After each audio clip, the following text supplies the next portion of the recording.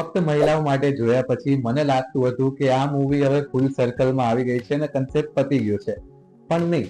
એના પછી ફક્ત પુરુષો માટે આવી ગયું અને જેને આખી મૂવીના કન્સેપ્ટને રિવર્સ ગિયરમાં મૂકી દીધું, પણ surprisingly in a good way. Movie સારું છે, આગળ ચલો એની વાત કરી લઈએ. ફક્ત પુરુષો માટે જે 2024માં રિલીઝ થઈ હતી, સ્ટારિંગ યશ સોની, મિત્ર ગઢવી, દર્શન જરીવાલા અને ઈશા કંસારા. મૂવીની સ્ટાર્ટ પણ એકદમ ટિપિકલ ગુજરાતી હાઉસ હોલ્ડ થી થાય છે કે જેમાં પૂર્વજોને શ્રાદ્ધના સમયે કાગવાસ નાખવામાં આવે છે અને એમાં કાગવાસ નખાતો હોય ત્યારે એમનો છોકરો સૂતો હોય કાં તો રીલ જોતો હોય એનાથી. ત્યારે જ મૂવીમાં એન્ટ્રી થાય છે દાદાજીની, એટલે કે દર્શન જરીવાલાની, કે જે સ્વર્ગમાં બેઠા બેઠા પણ કંટાળી ગયા છે અને હવે એમને પૃથ્વી પર પાછા આવવું છે.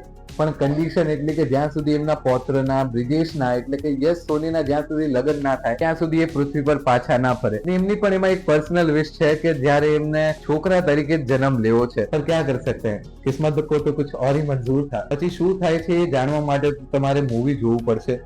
પણ મૂવીમાં સ્પોઇલર ફ્રી વાત કરું તો તમને દાદાજીની ટ્રિક્સ, પુનર્જન્મ લેવા માટેની માથાકૂટ અને યશના હેલ્પલેસ એક્સપ્રેશન જોઈને બહુ મજા આવવાની છે. એકદમ ફૂલ પેકેજ છે કોમેડી અને ફેમિલી એન્ટરટેનર માટે. કેમિયો એલર્ટ, આ મૂવીમાં તમને જય બોડાસ અને પાર્થ ત્રિવેદીનો કેમિયો પણ જોવા મળવાનો છે કે જે આ મૂવીના ઓરિજિનલ ડિરેક્ટર છે. હા, ને આ મૂવીમાં તમને બિગ બી એટલે કે અમિતાભ બચ્ચનનો પણ એક નાનો એવો કેમિયો જોવા મળવાનો છે કે જેના લીધે મૂવીમાં થોડુંક વજન આવી જાય. તો મિત્ર Gadhvi as always best brother of Gujarati cinema. ને બાકી મૂવીની અંદર યશ સોની અને દર્શન જરીવાલાના દાદા પૌત્રના કેરેક્ટરની કેમિસ્ટ્રીની વાત કરીએ તો એ પણ જોઈને તમને એમ જ લાગશે કે આ લોકો રિયલમાં દાદા પોતા છે કે જો મૂવીમાં છે. પણ ગુજરાતી મૂવીઝનો એક તો નિયમ છે કે સારા ગીતો વગર મૂવી અધૂરી છે. તો આ મૂવીમાં પણ તમને સારા એવા સોંગ સાંભળવા માટે મળી જશે.